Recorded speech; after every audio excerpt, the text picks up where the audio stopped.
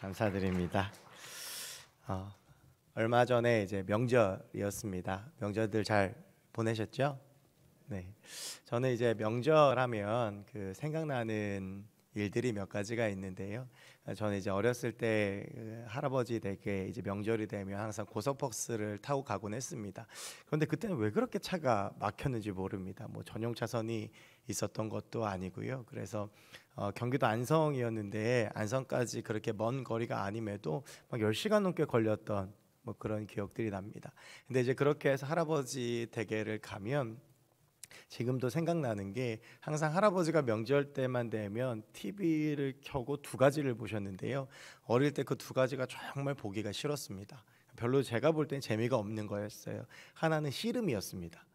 이 씨름이요 3일 내내 합니다. 한라장사, 백두장사, 천하장사.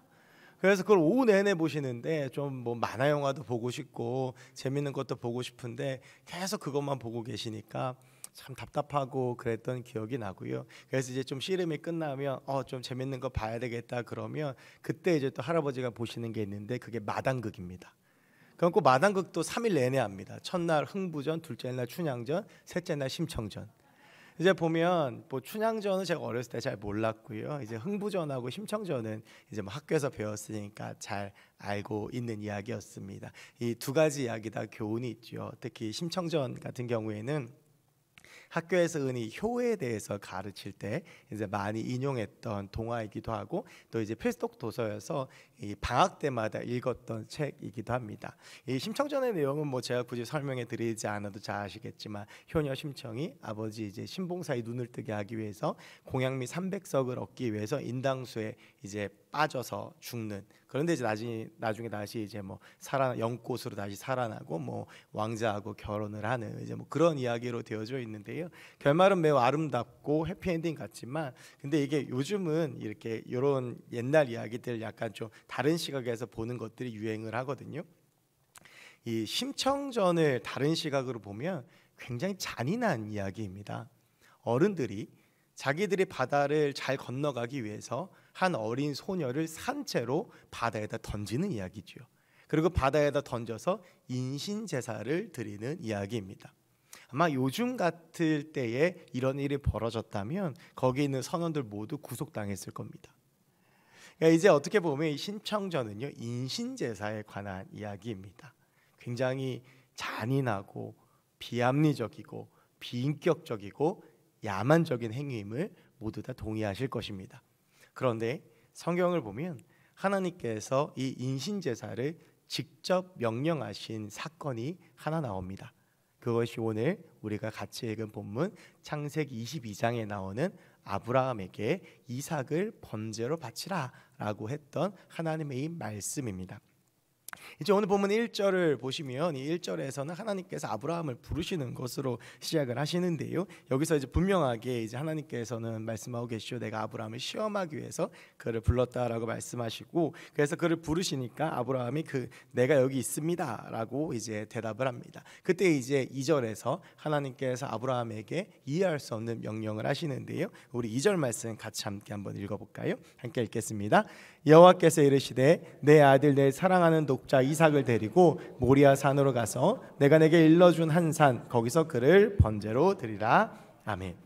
이제 이 구절에서 하나님께서 하신 명령은 이삭과 함께 모리아 산에 가서 이삭을 제물로 번제로 드리라고 하는 것입니다. 여러분 여기서 이제 이 제물로 드릴 때 보면 뭐 그냥 앉혀놓고 끝나는 것이 아니라 이제 본문 뒷부분에 나오지만 아브라함이 이제 칼을 들어서 이삭을 죽이려고 하지 않습니까? 이제 제물의 목숨을 끊고 그 목숨을 다 토막토막을 내서 제단 위에 올려놓고 그리고 불로 살라야지 이제 하나님께 번제를 드리는 것이 됩니다. 그러니까 이제 아들을 굉장히 잔인하게 죽이라고 하는 것인데요. 언뜻 보면 잘 이해가 되지 않지만 자세히 보면 더 이해가 안 됩니다. 먼저는 이삭이 태어나게 된 과정을 한번 생각해 보시면 이삭은 아브라함의 나이 100세 그리고 사라의 나이 90세에 하나님께서 주셨던 아들입니다. 여러분 이 아이를 낳는다라고 하는 것은 정말 큰 축복입니다. 근데 이 기다림의 시간이 길수록 굉장히 조바심도 나지만 또 굉장히 결혼하고 오랜 시간이 지나서 아이를 가지게 되면 굉장히 기쁨이 배가가 되죠. 저도 옛날에 군대에 있을 때 군교회를 담당할 때 저희 집사님 중에 10년 동안 아이를 못 가지셨던 분이 계신데 그분이 10년 만에 임신을 하셨어요. 얼마나 좋아하셨고 또 얼마나 애지중지하셨는지 지금도 10년 가까이 지났는데도 눈에 선합니다.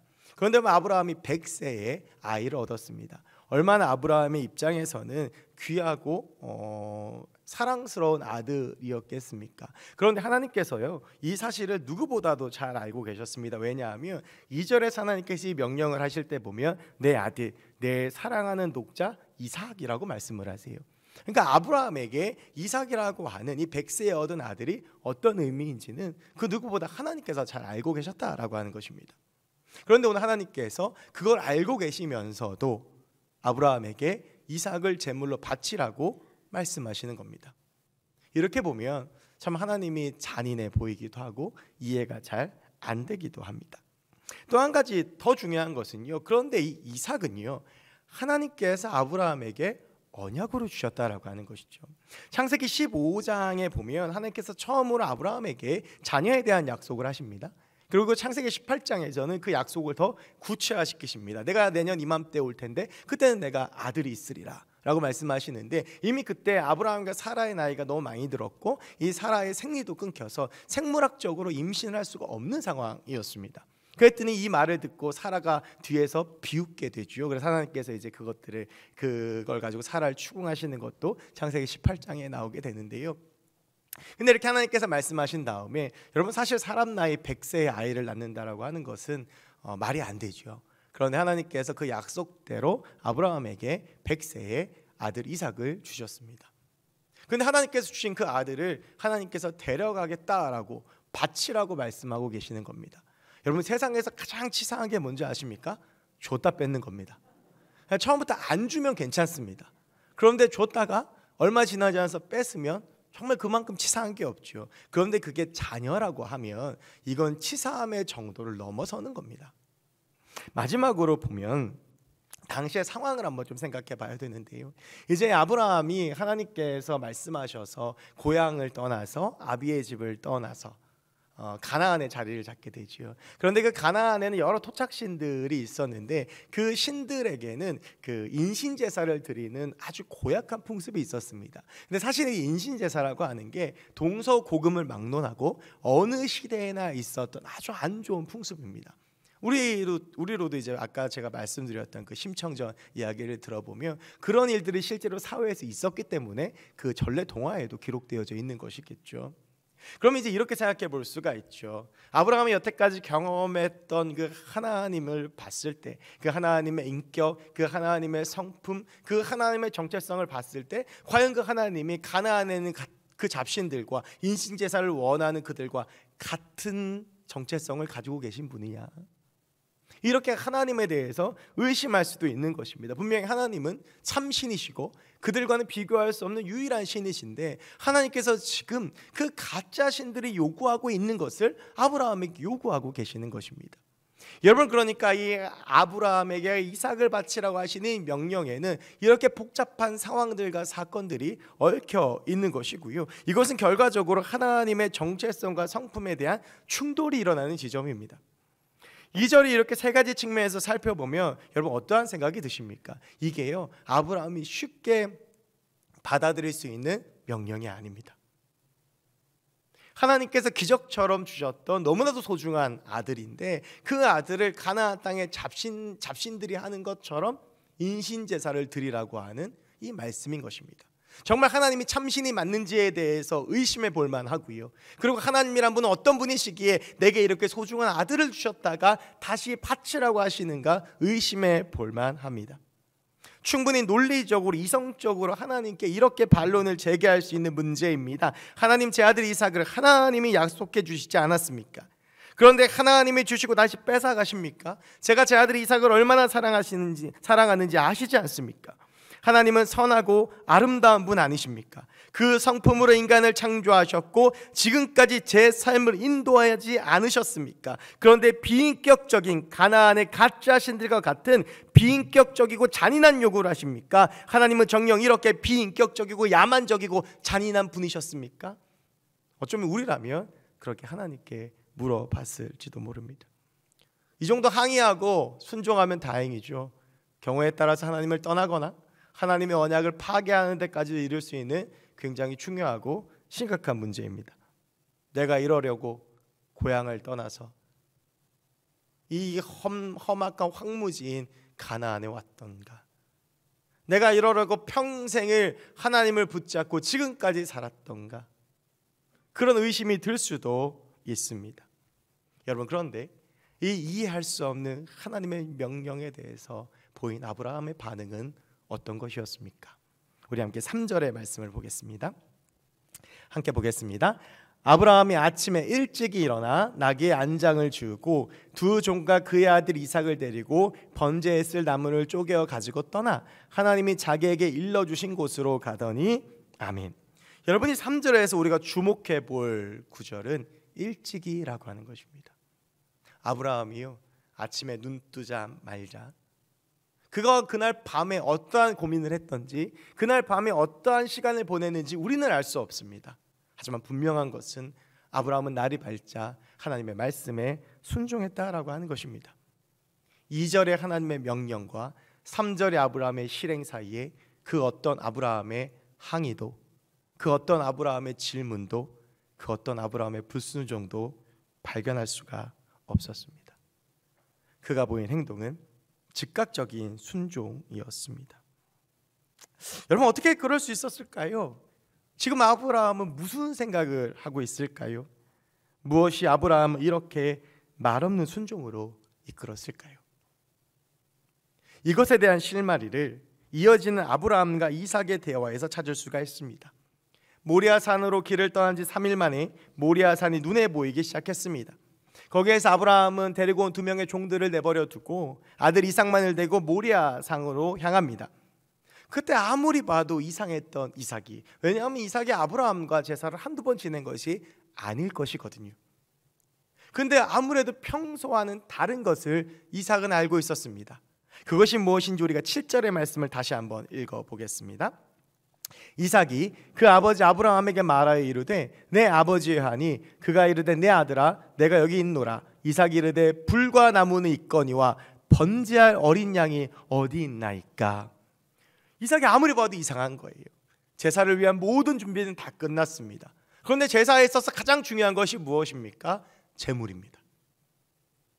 아버지 아브라함은 항상 그 제물을 가장 최상급의 양으로, 흠 없는 어린 양으로 늘 준비를 해서 제단으로 나아갔습니다. 그런데 이상하게도 오늘은 그 제물이 보이지 않습니다.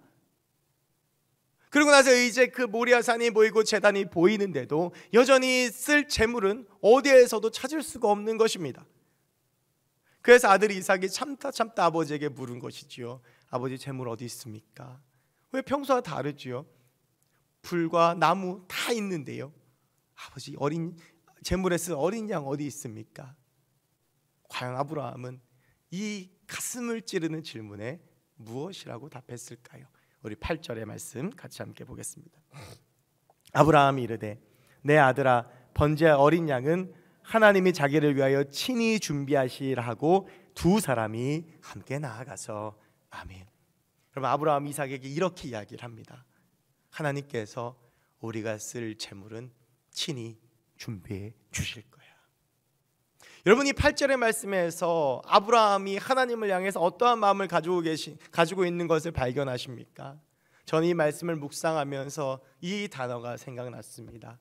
신뢰입니다. 평생 하나님과 함께 걸어오면서 하나님과 함께 살면서 하나님이 어떠한 분이신지를 너무나도 잘 알았고 하나님이 나에게 어떻게 하셨는지를 잘 알았던 아브라함은 하나님께서 분명히 계획을 가지고 준비하고 계신다는 것을 확신했습니다. 하나님께서 어떠한 상황 속에서도 가장 선한 방법으로 나의 삶에 역사하실 것이라는 것을 아브라함은 믿었습니다. 이것이 아브라함이 아침 일찍이 그 어떠한 말도 하지 않고 이 모리아 산으로 떠날 수 있었던 이유인 것입니다. 아브라함은 그 하나님을 신뢰했고 그 하나님과 함께 걸어갔습니다. 사실 이것은요, 우리가 함께 보진 않았지만 읽었던 본문 5절에 더 자세히 이렇게 나와 있습니다. 이 아브라함이 종들에게 이르되 너희는 나귀와 함께 여기서 기다리라. 내가 아이와 함께 저기 가서 예배하고, 중요한 것은 이것입니다. 우리가 너희에게로 돌아오리라 하고 모리아산이 보입니다. 여기서 아브라함이 이제 종들을 두고 이삭을 데리고 모리아산으로 가는데 종들에게 무엇이라고 말하냐 하면 너희들 여기서 기다려라. 우리가 가서 예배를 드리고 우리가 함께 돌아오겠다라고 말하고 있습니다. 내가 혼자 돌아오겠다는 것이 아닙니다. 비록 지금 아브라함 혼자만 알고 있는 하나님의 명령이 있지만 하나님은 분명히 이 가운데에서 역사하실 것이고 선하게 하실 것이고, 비록 어떠한 계획이 있을지 모르지만 하나님이 일하실 것이기 때문에 나는 믿음으로 선포한다고 아브라함은 이렇게 이야기하고 있는 것입니다. 아브라함은 하나님을 온전히 신뢰했습니다. 그는 상황과 환경에 휩쓸리지 않았습니다. 온전히 하나님을 바라보았습니다. 때로는 살아가다 보면 어렵고 힘든 일들을 많이 만나게 됩니다. 제가 아브라함, 안나, 다비다, 유니게회 혹시 전문 강사인 거 알고 계십니까? 제가 지금 3년째 헌신예배 설교를 하고 있습니다. 어떻게 하다 이렇게 되는지 모르겠는데, 제가 이렇게 평생을 살아오신 우리 회원님들 앞에서 어떻게 인생을 논할 수 있겠습니까? 그러나 그 인생이 짧든지 그 인생이 길든지 우리가 유일하게 고백할 수 있는 것은 무엇입니까? 하나님은 선하시고 하나님은 신실하시고 그 하나님이 우리의 삶을 어디 지점일지까지는 모르겠지만 지금까지 인도하셨고, 얼마나 남았는지는 모르겠지만 앞으로 남은 우리의 삶도 인도하시리라는 믿음의 고백 아니겠습니까? 이 믿음의 고백이 있다면 우리는 아브라함처럼 이렇게 이해하기 어려운 상황에 부딪혀도 그 믿음으로 승리할 수 있을 줄로 믿습니다. 코로나 때문에 또 여러 가지 상황들 때문에 참 어수선하고 힘든 시기를 우리가 버티고 살아가고 있습니다. 하지만 여러분, 이 가운데에서도 우리가 놓치지 말아야 될 것, 우리가 잊지 말아야 할 것은 하나님은 살아계시다라고 하는 것입니다. 하나님의 정체성이 의심이 되고, 하나님이 살아계신지 의심이 되고, 하나님의 성품이 의심이 되고, 어떻게 하나님이 살아계시는데도 내 인생 가운데 이렇게 어려운 일이 생기는지 의심될 때가 있다 할지라도 여호와 이레의 하나님은 지금도 우리를 위해 준비하시고 우리의 입술의 고백을 들으시고 우리의 기도를 들으시고 우리의 삶 가운데 역사하신다라고 하는 사실입니다. 우리 그 선하신 하나님을 바라보고 신뢰하며 나아가는 저와 여러분들이 되었으면 좋겠습니다. 여호와 이레의 그 하나님, 신실하신 하나님, 아브라함을 위하여 그 믿음의 고백대로 친히 그 어린 양을 준비해 주신 그 하나님이 우리의 삶에도 동일하게 역사해 주실 줄로 믿습니다. 여러분, 오늘 본문을 통해서 한 가지 더 살펴보고 싶습니다. 사실 오늘 본문에 이 아브라함만큼이나 정말 중요한 인물이 한 명 있습니다. 그는 바로 이삭입니다. 여러분, 우리가 이 사건을 주목해 볼 때 한 가지 주목해야 될 사실이 있습니다. 이삭의 나이는 몇 살이었을까요? 보통 이 사건이 벌어졌을 때 이삭의 나이를 굉장히 어리게 생각을 합니다. 그런데 이삭의 나이를 정확하게 본문에 나와 있지 않지만 대략적으로 추론해 볼 수 있는 말씀이 본문 6절에 있습니다. 우리 6절의 말씀 함께 보겠습니다. 아브라함이 이에 번제나무를 가져다가 그의 아들 이삭에게 지우고 자기는 불과 칼을 손에 들고 두 사람이 동행하더니. 아멘.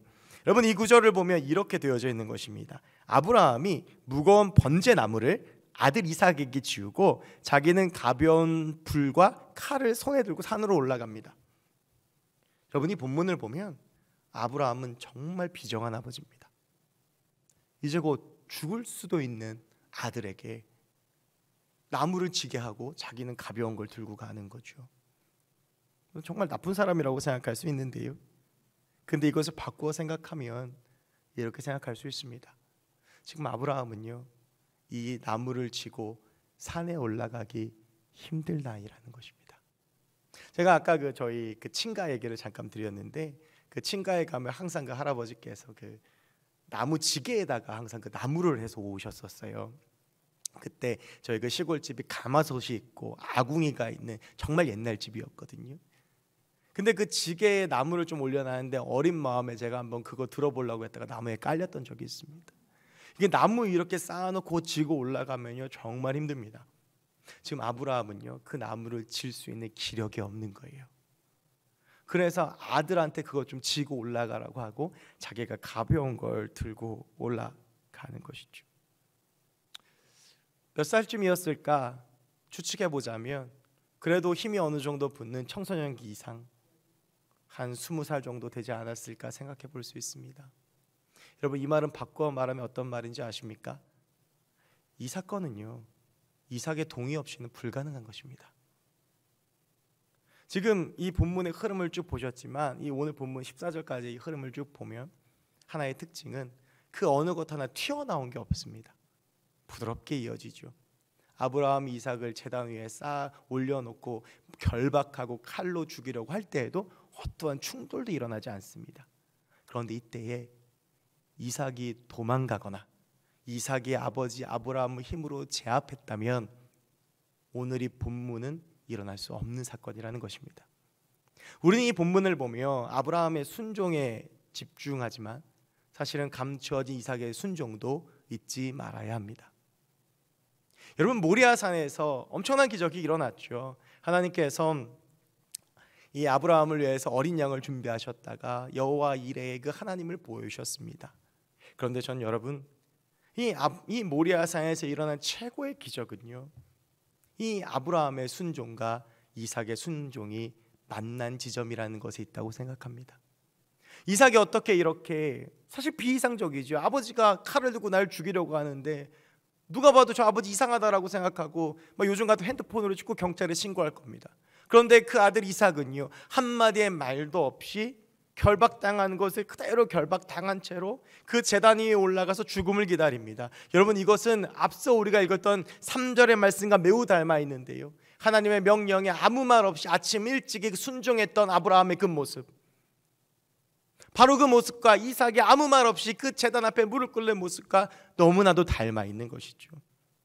여러분, 이삭이 지금 누구의 신앙과 누구의 이 하나님을 향한 신뢰를 보았던 것입니까? 아브라함이 하나님을 신뢰하면서 평생 살았던 것, 아버지의 그 하나님의 역사하신가 하나님을 향한 아버지의 믿음을 보고 이삭은 여기까지 왔고, 그래서 이삭은 죽음을 받아들여야 되는 이 순간 아버지라면, 아버지의 하나님이라면 분명히 선한 뜻이 있을 것이라고 신뢰하며 죽음의 순간 앞에 맞닥뜨렸던 것입니다.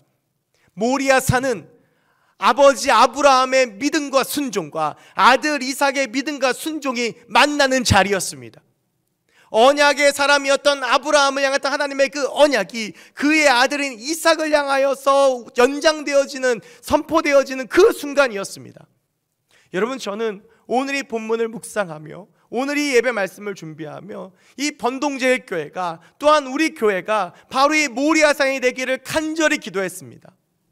일평생 하나님만을 섬기며 하나님을 신뢰하며 태산처럼 흔들리지 않으셨던 아브라함의, 안나의, 다비다의, 유니게의 이 신앙이 그 대에서 끝나는 것이 아니라 모리아산에서 아브라함에 의해서 이삭으로 계승되고 연결되었던 것처럼 이 믿음의 선배들의 귀한 신앙이 우리 다음 세대, 우리 아이들에게 연결되었으면 간절한 소망과 마음이 있습니다.